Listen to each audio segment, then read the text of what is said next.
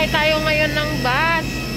Kasi, bakit di tayo dumiretso doon? Wala tayong capsule. Ayan. Yeah.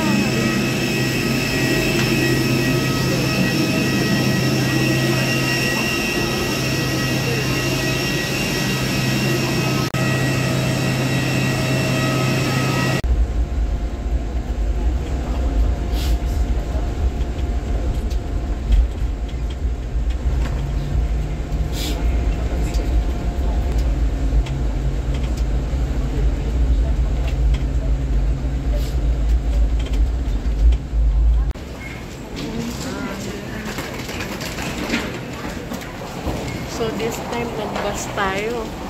Hindi na tayo nag-airport train. Tapos diretso na tayo sa baggage claim and immigration.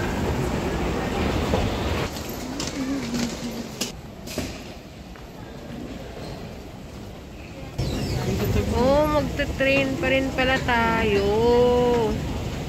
Ayun no, sa baba. Kasi nung nakaraan, dito na tayo agad lumapag sa building.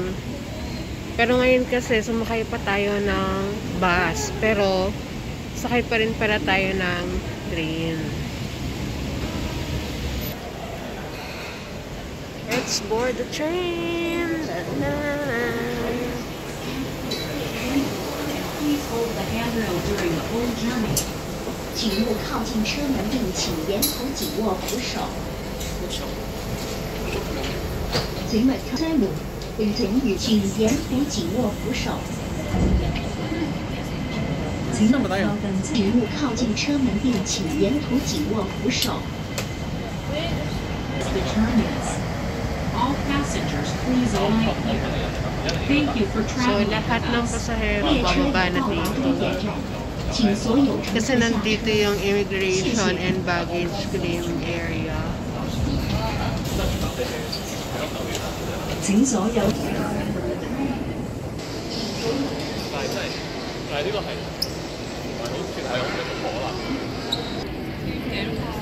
Mataas ang escalator.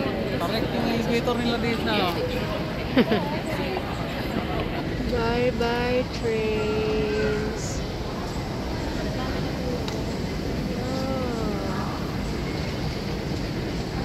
Going to the immigration.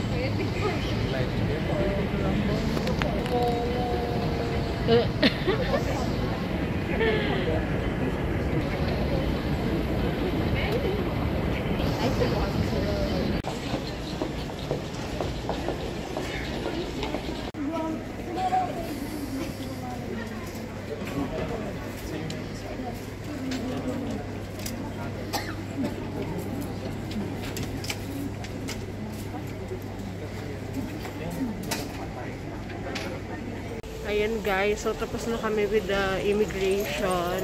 Then, mag-claim na kami ng aming baggage. By the way, actually merong promotion ngayon yung Macau Government Tourism, no? So, meron talaga silang free shuttle bus from Hong Kong International Airport direkta sa Macau. Kaya lang, at this hour, kasi alas 12 na ng madaling araw, hindi na po siya available. So, bukas na ulit. And syempre, plano pa rin natin na dumiretso na tayo doon ngayon. Kaya, we'll just take the regular bus or yung tatawag nilang golden bus. And, dadaan tayo sa Hong Kong Zhuhai Macau Bridge, Hong Kong Port, papuntang Macau Port. So, yun ngayon yung ituturo ko sa inyo kung paano tayo pupunta doon. Okay? So, yan. Pupunta muna tayo dun sa ating baggage belt. Sa number 6. So, paglabas ng baggage claim area, meron ditong Hong Kong Tourism Board. Pero, syempre, walang tao ngayon kasi alas 12 ng madaling araw. So, dito, usually, nagbibigay nung mga Hong Kong treats. Ayan. Pero makakakuha pa rin naman kayo nun sa ibang lugar maliban dito sa airport. Tingnan nyo lang yung website ng parang Discover Hong Kong, yung promotional tourism board nila. Sa Star Ferry sa Kowloon, meron din yun eh. Ayan, so paglabas naman dito, pwede na kayo mag-pick up ng mga SIM nyo, mga packet wifi nyo na binook. Nandito rin yung MTR counter kung bibili kayo ng Octopus card. Ayan. Doon. So, mag-top up muna tayo ng ating Octopus. By the way, guys, para hassle-free na lang, hassle-free yung inyong SIM, no? Hindi na kailangan ng packet wifi or mag-install pa ng physical SIM. Gumagamit na ako ng eSIM. So, Airalo yung gamit ko. Pero check na lang din yung phone nyo kung compatible sa eSIM yung phone nyo. Then, sulit din naman siya and mabilis lang din. So, nilagay ko na lang yung link sa description box. Okay? Pero tayo dito sa MTR.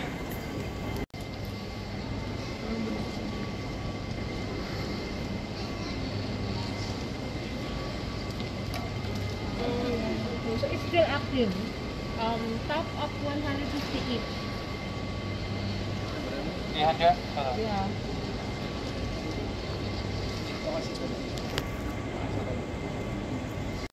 Nakapag-top up na po ako ng ating Octopus card at ngayon naman ay mag-withdraw tayo dito sa Bank of China.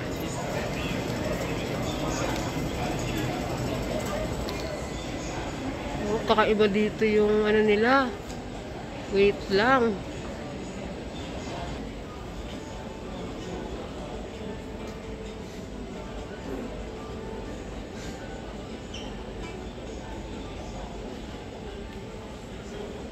Meron naman other service. Bakit eh?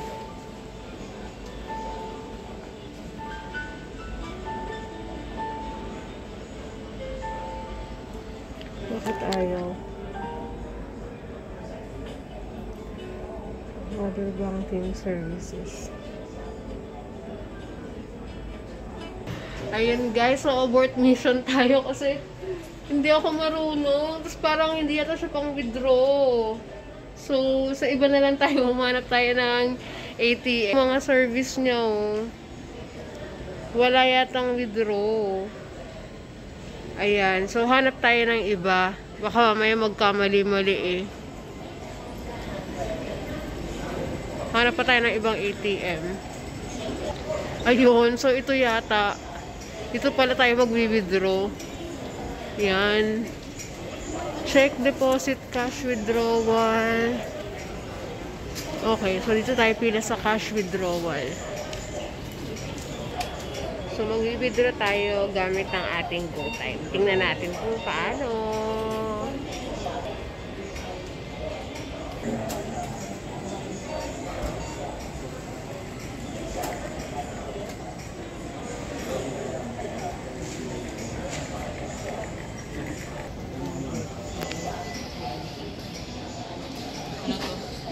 Tayo na. Kasi pala.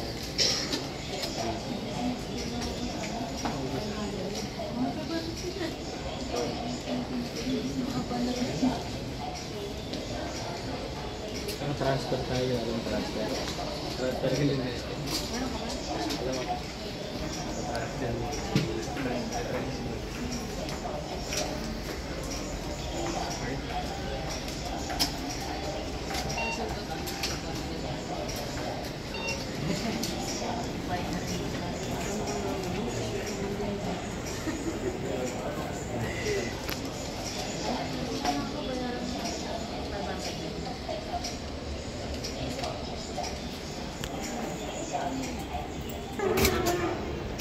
Yay! Successful! Please take advice. So, ito ba yung resibo? Advice yarn. Please take card. And here's our card! Thank you! Yay! Let's go! Meron na tayo! So, ayun. Successfully, nakapag-withdraw na tayo using our to GoTime Visa, no?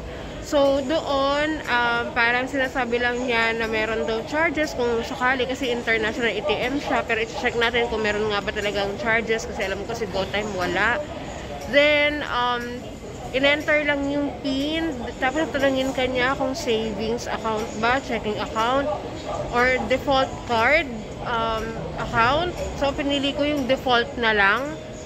Tapos, ilalagay mo na kung ilan yung i-withdraw mo. So, merong 1,000 Hong Kong dollar, 500, and tigo 100 yung pwede mong ma-withdraw. So, for now, nag-withdraw muna lang tayo ng 500 Hong Kong dollar kasi actually meron din naman talaga tayong cash na dala. And we also intend to use our GoTime here. So, tingnan natin kung siguro naman kakasya na to kasi nakapag-top up na rin naman tayo ng ating Octopus. Okay? So, nandito yung Hong Kong Airport Express. Kapag gusto nyo sumakay na ng airport train, ayan o, so available pa sila at this hour. Tingin ko mga 12:30 na eh. Ayun yung train. So, papuntang Changi, Kowloon, and Hong Kong Island Station. Pwede kayong sumakay dyan sa Airport Express.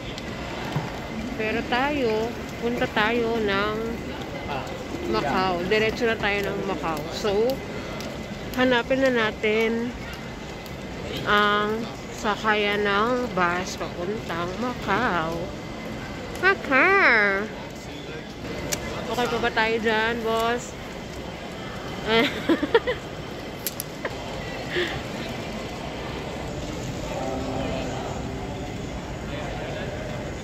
Ayan. So, nakalagay kung mag-trend ka, mag-bus ka, mag-taxi ka. Ayan. Yung mga options. So, tayo ay sakay tayo ng bus. So, punta tayo sa bus.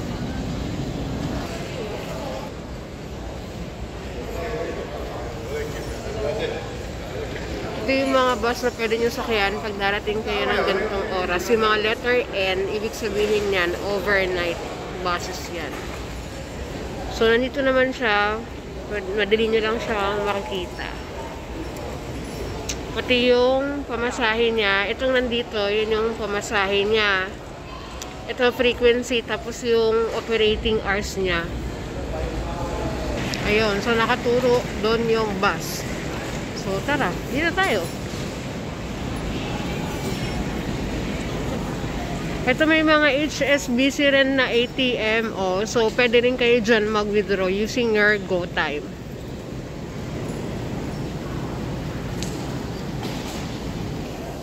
Susundan lang po natin yung mga arrow na yan. Doon tayo sa bus.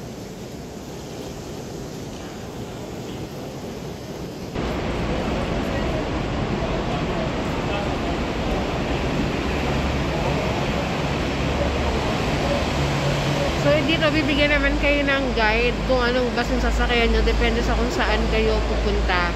Nandito yung schedule at saka kung ano yung parang bus number na sasakyan.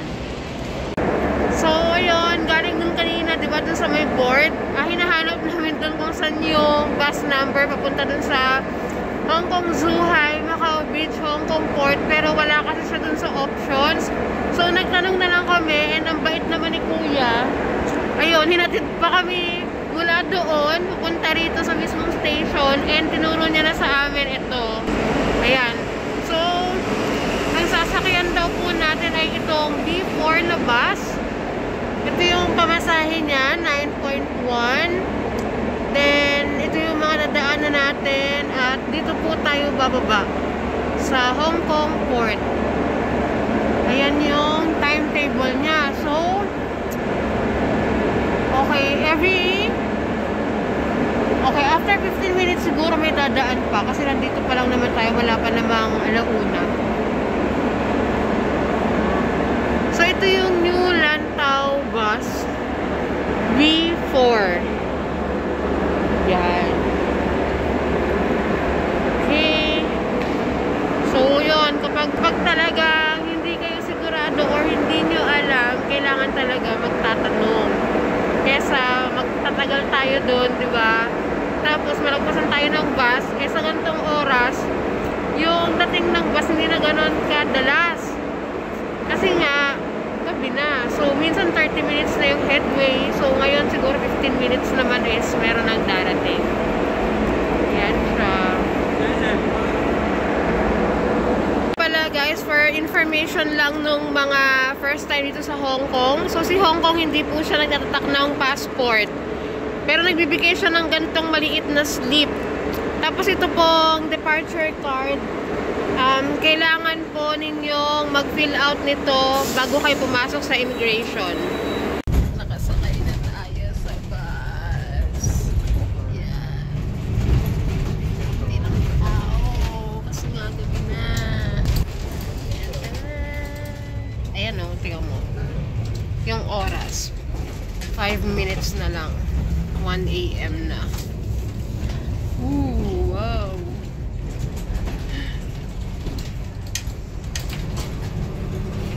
And the time is... Ay, sira. Sira yung kalendaryo. Yay! So, nandito na tayo sa Hong Kong Zhuhai Macau Bridge, Hong Kong Port. Yan.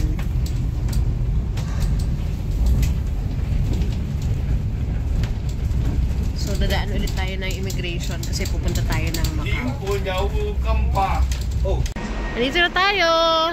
Sabi niya, bumili ka daw ng bus ticket pagtapos mong lumagpas dun sa immigration and customs. Okay. So, halika. Tara!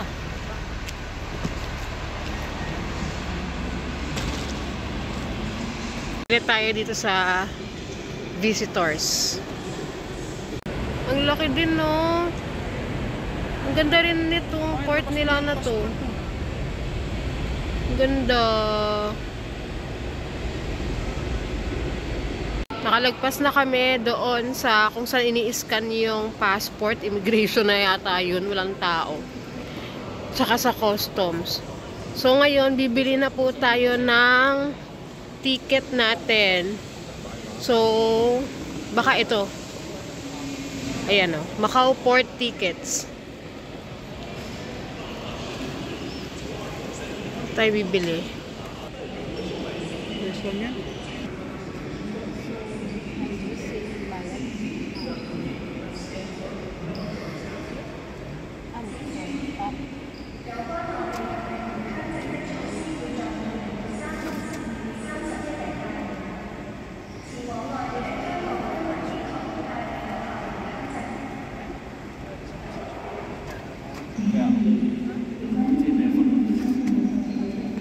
So, dahil Macau tayo, dun tayo sa colored green.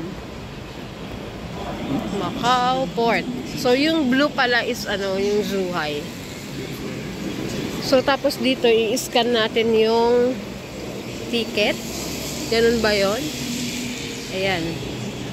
I-scan dito yung ticket. Tapos, dito na tayo. Wow, ganda. Malamig din.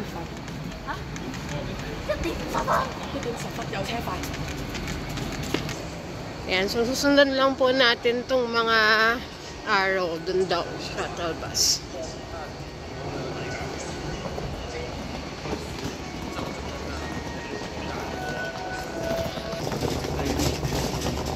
Yan yung ating sasakyan. Uy, gusto ko sa taas. 45 minutes ride to eh. Sa taas tayo ha.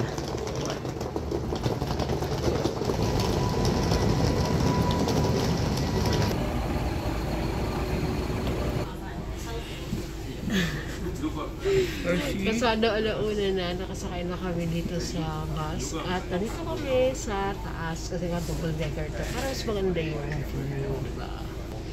Yan o. So, naghihintay pa siya ng mga pasahero.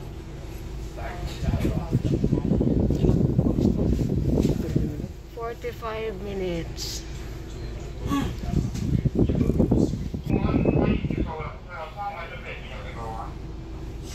Pahinga muna tayo ng 45 minutes.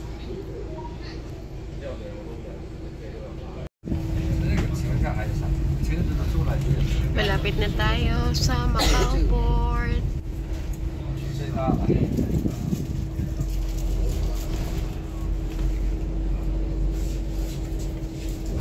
Ayan na, nakikita ko na po siya.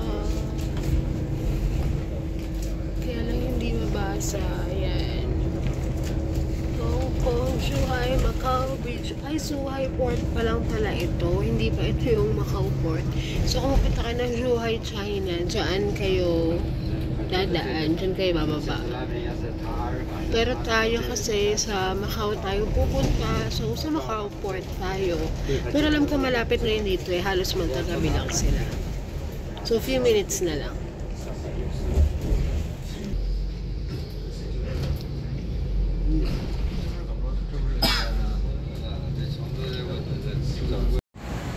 Ayan, so nakababa na po tayo. Yung sinakyan natin. Pasok tayo ulit dito. Sa building. Ang lamig.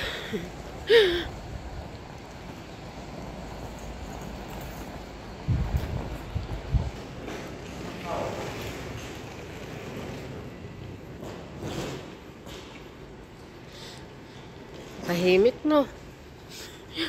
Alas 2 na kasi.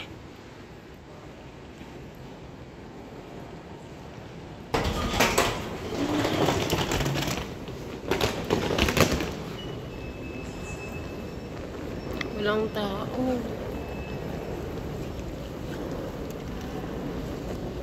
So, immigration tayo ulit. Nalabas na tayo dito sa Macau Port at hahanapan na natin ang bus na sasakyan natin, which is 101X.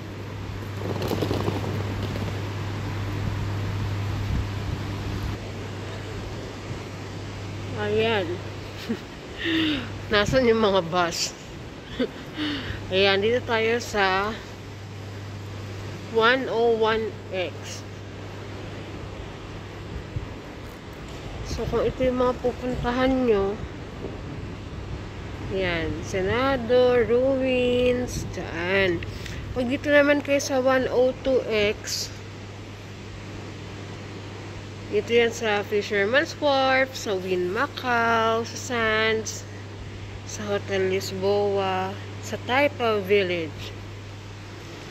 Pero tayo kasi, sa Autopac Silong tayo, sa Ponte 16 tayo bababa, papunta dun sa ating transient. Kaya, 101X yung ating sasakyang bus.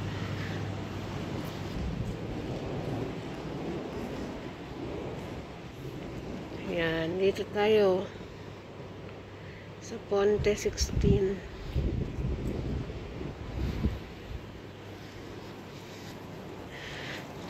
Kaya lang, bakit parang wala namang bus? Baka maghihintay pa. So, yung pamasahe dun sa bus ay $6. Ayan. 6 patakas pala. 6 MOP. So, ito yung mga payments na tatanggapin nila. Yan, Alipay, WeChat, City Union, Macau Pass, ayan. So, dito hindi nyo na magagamit yung Octopus card nyo. So, kailangan, meron kayong exact amount ng pamasahe. But they do accept Hong Kong dollar naman dito. So, Hong Kong dollar ang gagamitin natin pambayad.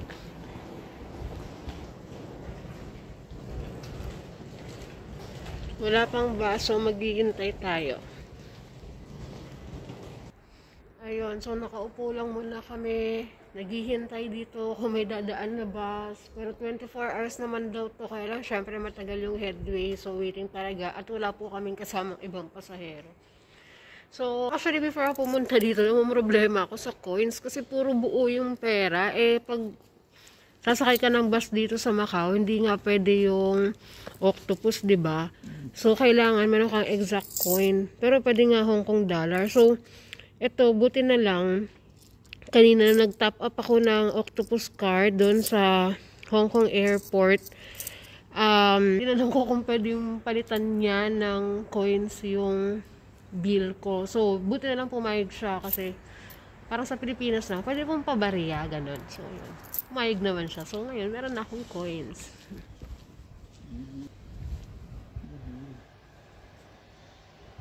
Dumating din. Sa wakas, dumating din. Kapag bababa ka sa next station, kailangan pipindutin mo yung mga buttons para alam ng driver na yan, may bababa.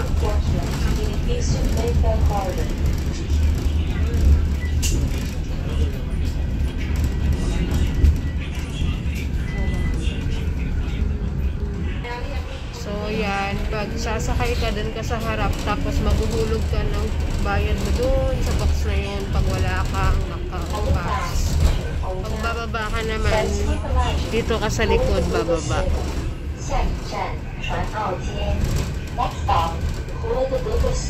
Nakita ko pala kanina na aside from the Hong Kong dollar, tinatanggap din yung RMB dito, no? O yung Chinese yuan. So, ginamit ko siya kanina. Ayun, tinanggap naman.